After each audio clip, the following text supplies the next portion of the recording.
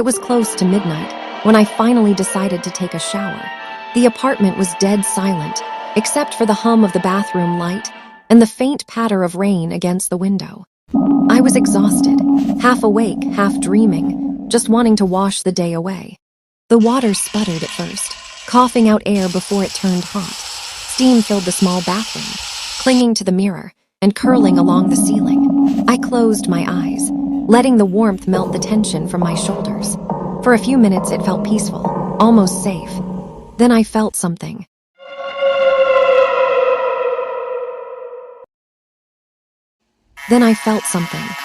A tickle on my ankle, so faint I barely noticed it. I brushed it off, thinking it was just a loose hair or a drop of water. But then it came again, higher this time, and slower. My skin prickled. I opened my eyes and looked down, but there was nothing. Just the swirling water, and the shadow of my own legs through the mist. I told myself to relax, probably nothing. Then I felt it again, moving up my calf. A ripple of motion, like living thread winding around my skin. The air in the bathroom suddenly felt heavier and thicker.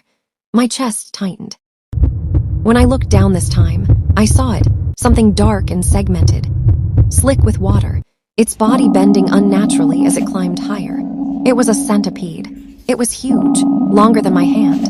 Its legs writhing and clawing against my flesh, as if it were claiming me. My heart leapt into my throat. Fuck.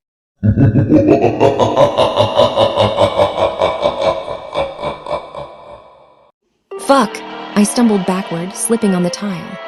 My shoulders slammed into the wall. Pain bursting down my arm, but I didn't care. The centipede clung tighter, its dozens of legs scraping into my skin as if refusing to let go.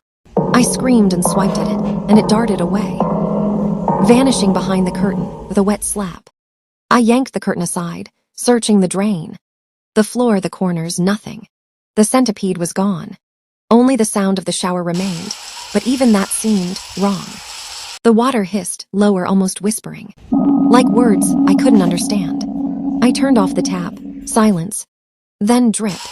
A single drop hit my foot. I looked down. The drain was pulsing. The metal cover quivered as something shifted underneath it, pressing upward. Dozens, no, hundreds of thin, twitching legs began to push through the holes. One by one, then another body, then another. My stomach turned.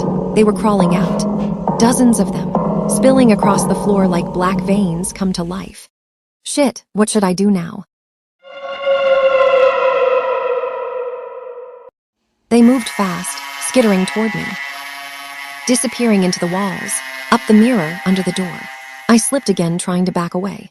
My heel crunching on one that was still moving. The sound was soft and wet. And then I saw my reflection.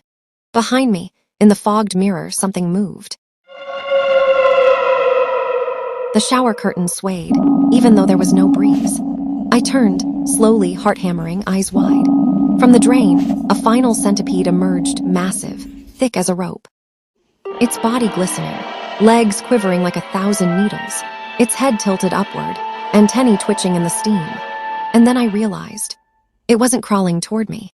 It was watching me. The lights flickered, the bulb hissed and burst, plunging the bathroom into darkness. All I could hear was the sound of tiny legs, moving closer, and closer, and closer.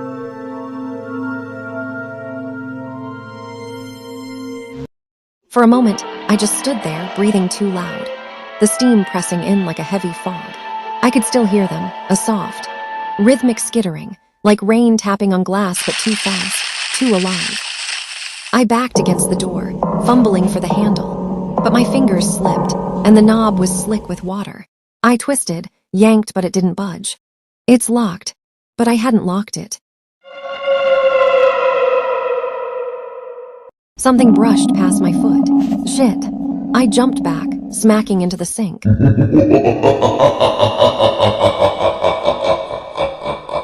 The sound of tiny legs filled the air, crawling over tile, over each other, a chorus of movement that made my skin crawl. Stop, I whispered, though I didn't know what I was begging. The darkness felt alive. The steam moved wrong and slower, thicker, as if something was breathing it in. Then came a thump, from behind the curtain. What was that? I didn't sleep that night. I couldn't. Every time I closed my eyes, I saw legs, shadows, the shimmer of wet bodies twisting just out of sight. The apartment was too quiet, but underneath that silence, something moved. Then came the whisper. They keep calling my name Gabriella. Gabriella. Into the walls, the pipes and the vents. It felt like they want to take me.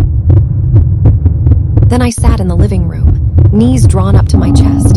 The flickering light of the TV, casting long shadows across the floor. The static hissed softly, the only sound I could stand. Every time it cut out, I swore I heard that other sound again. A soft skittering. I checked the bathroom door at least a dozen times.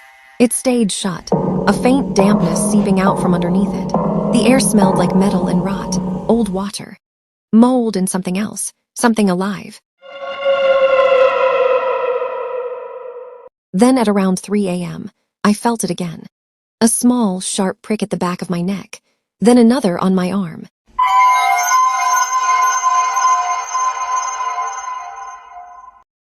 Help me, please. The centipedes crawled beneath my skin again. Up my spine, across my scalp, whispering all the while. The last thing I remember before everything went dark was the feeling of them settling. Not crawling anymore, just resting, as if they had finally found their home. Inside. When I woke up, it was morning. The sunlight spilled into the apartment, golden and warm. The bathroom door was open. The floor was dry. Everything looked normal. Almost. Except when I looked in the mirror. I could see movement beneath my skin. A faint shimmer, a pulse, a twitch. And when I smiled, something smiled back.